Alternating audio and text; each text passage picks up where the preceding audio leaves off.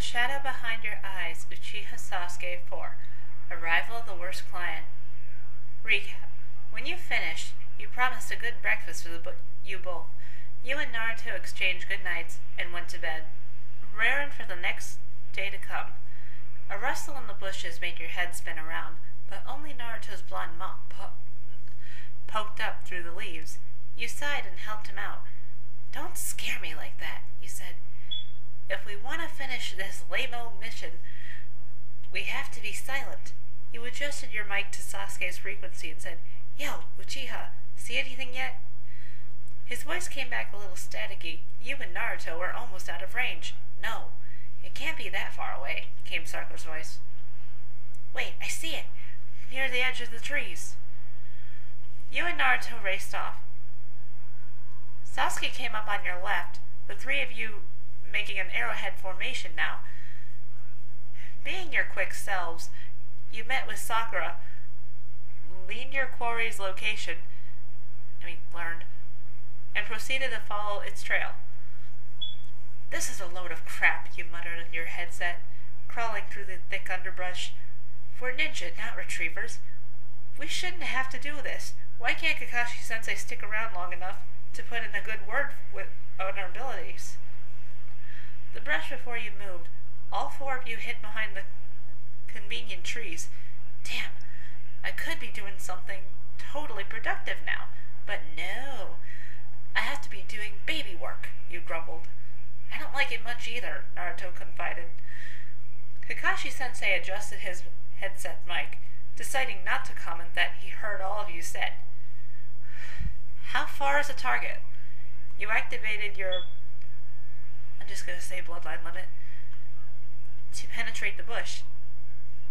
"I see it. Moving 5 yards, give or take." "So how long we gonna wait?" came Naruto's voice over the headset. "I'm in position," Sasuke said. "So am I." That was Sakura.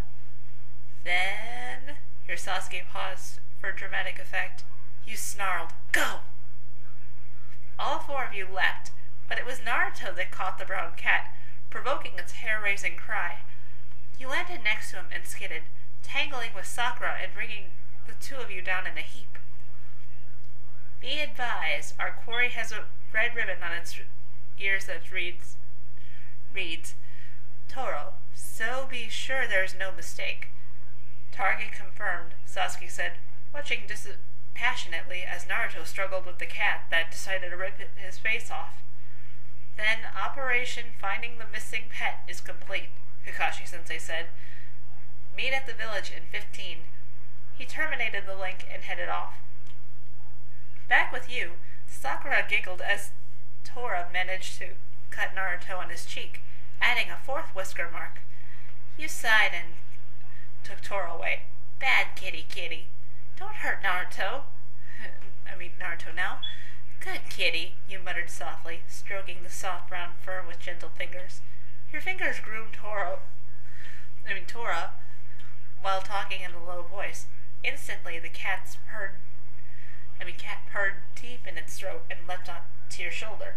Lying across him contently, with a cat smirk on its face, you tapped under his chin with your own smile. "I'll never understand how you do that with cats." Your best friend got up and dusted himself off, rubbing his new cut. It's just like with Kiba Nakamaru. You just understand them.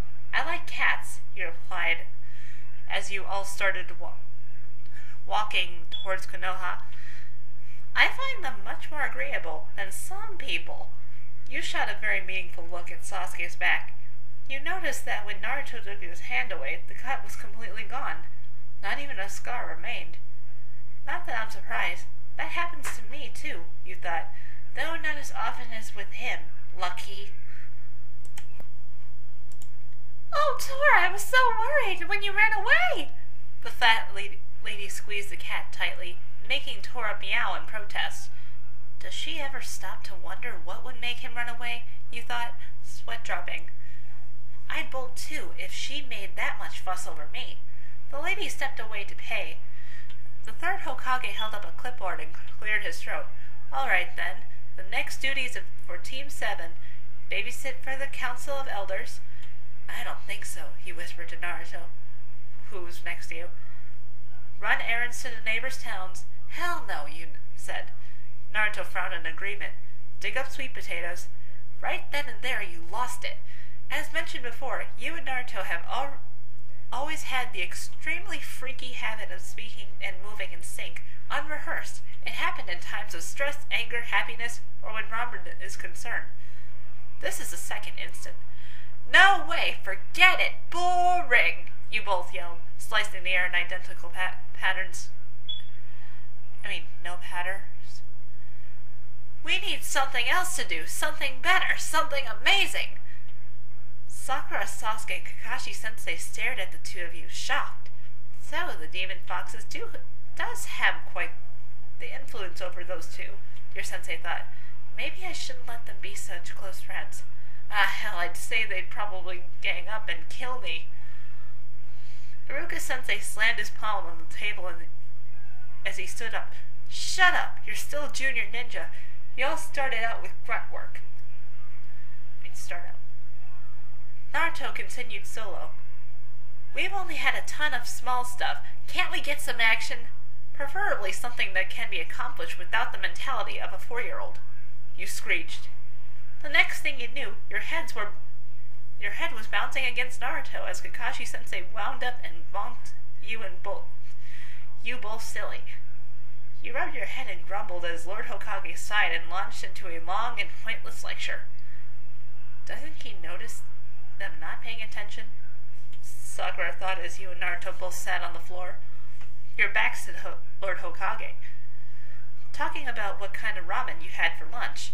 Naturally, Lord Hokage lost his cool, which made Kakashi-sensei apologize in common lame old fashion, which provoked you and Naruto to shout again in sync that you were both more than trouble-making screw-ups, than like the immature spoiled little brats. Image you were going for you turned around, crossed your arms and puffed your cheeks out, sulking like wet cats. You think we'll get in trouble for this? Naruto whispered out of the corner of his mouth to you. Just as sure we're friends, you replied softly. But we do have a point. Damn right. Lord Hokage gave a grin. Well, if that's what you two think. Both your heads whirled around as his amused yet defeated tone. Huh? I'll allow you to take on a C-rank mission. You and Naruto leapt to your feet, making the old man smile again. You loved to make him smile, hard as it was to accomplish. Something Chunin do normally. You will protect a certain individual. Wicked, you yell, punching the air ecstatically. Who is it? The feudal lord? Naruto asked, letting his imagination run wild. A princess? Your eyes danced with orange sparks. Compose yourselves, and I'll begin introductions. Lord Hokage gestured towards the door. Come in, sir. The door slid open. A sake bottle was revealed. Your legs locked into place. Naruto's hand immediately went to your wrist. You bit your lip as you gripped his hand in yours. As mentioned before, your previous experiences with and involving bottles of alcohol were both numerous and painful.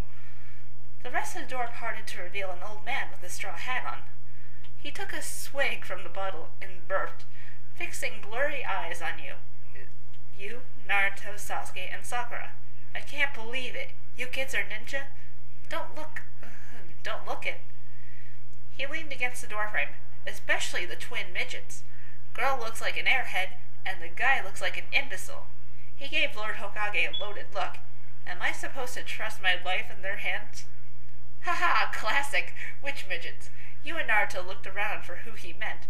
Immediately you thought it was Sasuke and Sakura, but one thing was wrong. They were both taller than you. Which had to mean, I'm gonna kill you, you old fart! You both yelled, running despite Kakashi-sensei holding both of you back by your collars. Wrong. No killing the old man you're assigned to protect, he corrected, a laugh in his voice. I am Tazuna, a master bridge builder from the country of waves. said, "As forementioned, old man, you have to protect me with your lives until I'm safely home again." "Can't kill him just yet," you muttered, glaring. With a wicked grin to Naruto, you added, "But when the mission's done, no one will have to know." That got a laugh out of Kakashi-sensei, Iruka-sensei, and Lord Hokage.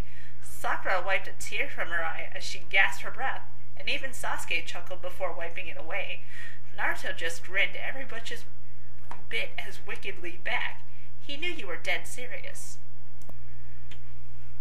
"Well, we got till tomorrow until you have to go," Sakura said as the four of you walked off to nowhere in particular after you got briefed.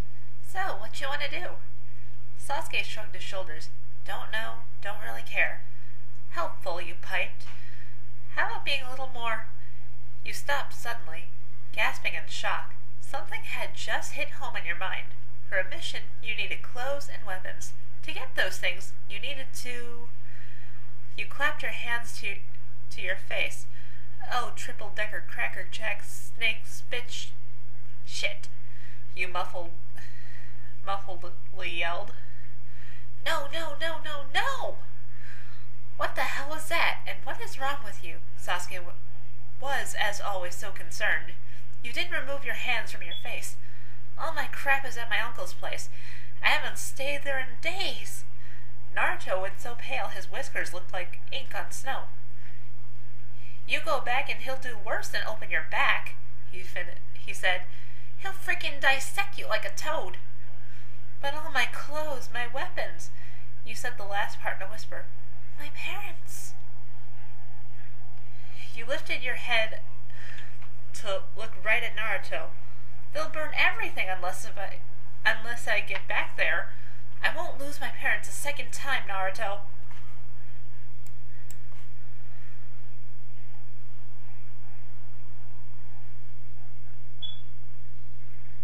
By now you were in the right state, your voice rising to a screech. Sakura and Sasuke blinked in shock. As far as they always knew, you were the ice queen of emotions. Sasuke especially was disturbed by your emotional outburst. He stared at you with a blank expression while your eyes started to well up with tears and Naruto patted your arm. "This is what we'll do," your best friend said, taking a hold of your shoulders. "We'll go inside the Akuma compound, get all your clothes and weapon and junk, and you'll just bunk at my place until we get Old Man Hokage on your uncle's case. Sound good?" You sniffled a bit, wiping your nose, unable to talk from the lump you get in your throat when you cried. You nodded, giving your friend a watery grin. He smiled back and clapped on your shoulder. "And is your family really that abusive?" Sakura asked in a small voice.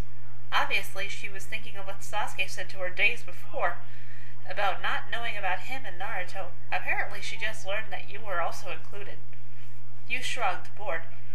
You relieved your nerves, so now you are fine. "Why do you think I skipped so much school? I was memorizing the patterns of the emergency ward ceiling." "Well, I'll need some stuff if we're gonna do this," Naruto said abruptly. Seeing the time in the shop window, "I'm heading home. I'll help," Sakura said firmly, flipping back bubblegum tresses. "I just need some kunai." "I'll come along too," Sasuke said, sounding bored with his hands in his pocket. You stared at him in shock, deeply touched by his offer to help. Sasuke blinked when your eyes changed to a silver dust scarlet. The same as when you woke up in his living room. It threw him off balance, making him stutter.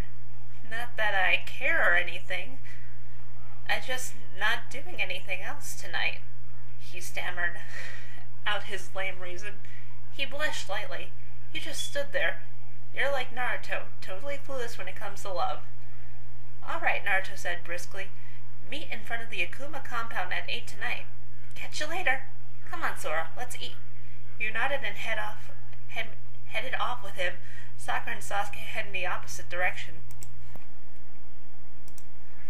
"Let's just get this out in the open. My family is whacked, all right?" You, Naruto, Sakura, and Sasuke were crouched outside the Akuma compound.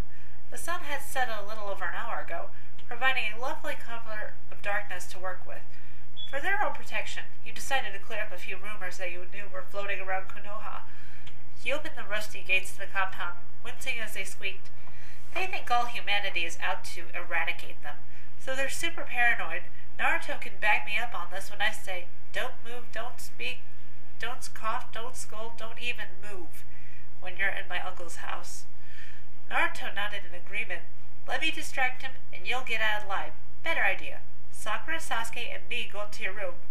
While you distract your uncle, we grab your stuff, get out, and signal when we leave. Naruto's eyes told you the real story. He knew where all your important stuff was, so he'd get it before anyone else asked questions. You felt touched by his idea. Okay, let's do it. You knocked on your uncle's door before entering, making sure he couldn't see your team out front.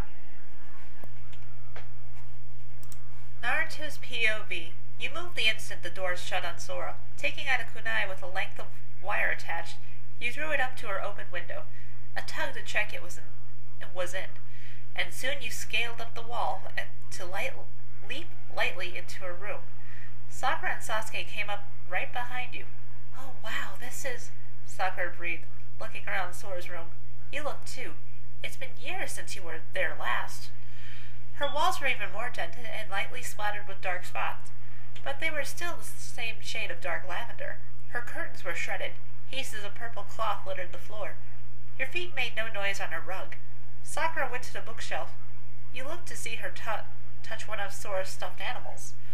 Sasuke just stood by the open window. His face showed how shocked he was that Sora had a normal girly room despite... You goddamn fucking bitch! What did you say? You heard me. I ain't coming back.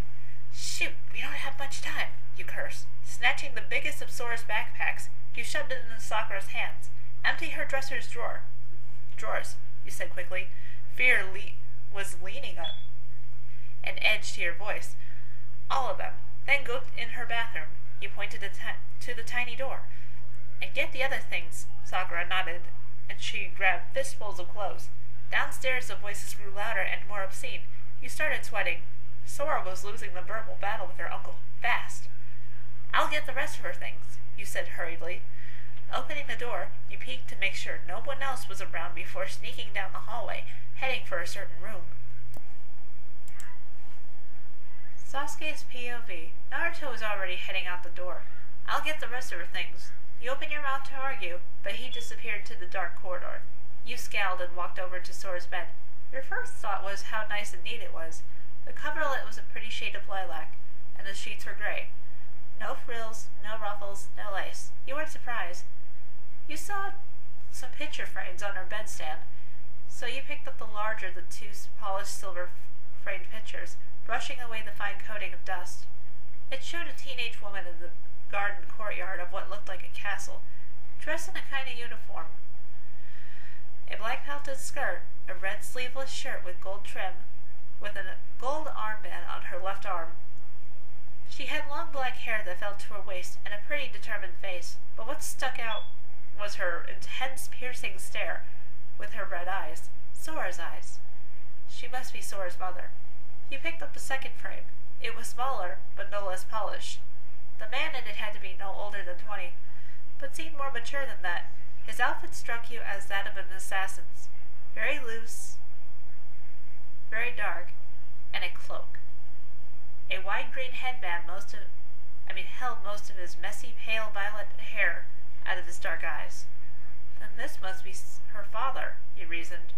With utmost care you placed both frames in your hip pouch as Sakura emerged from the bathroom, the bulging backpack on her shoulder. She smiled and said breathlessly, I got everything, I think. A loud scream came from below. Something broke. Naruto came into the room again. He also had a backpack, but it was full of things that pushed against the canvas. In one hand was two objects, held in handkerchief. In the other was, aren't those Amu-class katanas? You whispered, eyes popping. You recognized them because your family had two. Naruto held them up, seeing the red smoke sign on the scad bars. Who cares? They belong to Sora's dad. I had to grab her parents' stuff too. He indicated the bulging bag. We gotta go. Did you get everything?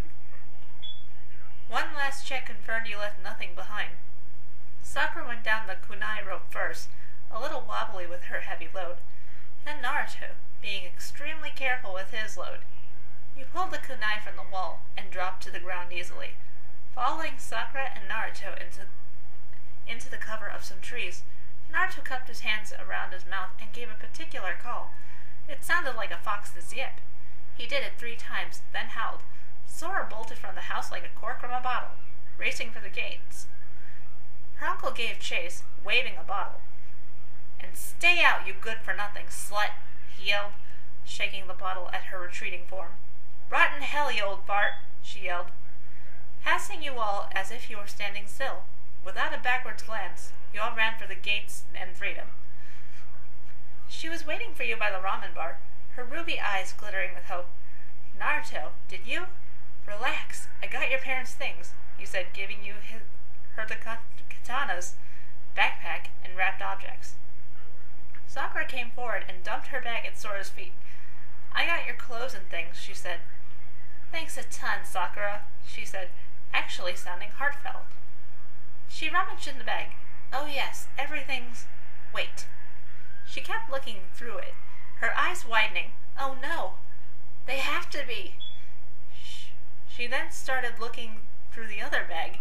You heard the clink of metal on metal. "Where are they, Naruto? You did get them, didn't you?" "Get—" The idiot smacked his forehead. "Oh no, I left them behind, Sora. I'm so sorry." Sora dropped her chin. You saw something glittering in the light cast from the ramen bar. I lost them," she whispered. "Oh gods, not again. Mom, Dad." You pulled up the pictures from your pouch. "You mean these?" you said, holding them out in both hands. Sora looked forlorn, snatching them away. She cuddled the pictures to her chest, sighing in relief. When she looked at you again, her eyes shone cherry red with thanks. "Thank you, Uchiha," she whispered. You looked to his side, somewhat uncomfortable. Naruto slung a bag over one shoulder, beckoning to Sora on the ground. "Come on, let's go home and get some sleep," she nodded. With a final bow of thanks, she trotted off behind the blonde-haired idiot, the 2 frames cradled to her chest. Sakura said goodbye as well, and departed. So you headed for home. You laid in bed for a while later, staring at the darkening white ceiling. You needed to sleep, but you couldn't. Sora's face kept popping in your mind. "They're our greatest rivals. The entire clan depends on you to prove our superiority." You huffed and rolled over. "She's just a nuisance," you thought firmly, closing your eyes. That's all. Just a damn nuisance. Bright ruby eyes looked at you from behind dripping wet bangs. "Thank you," came a voice of an angel. Written message.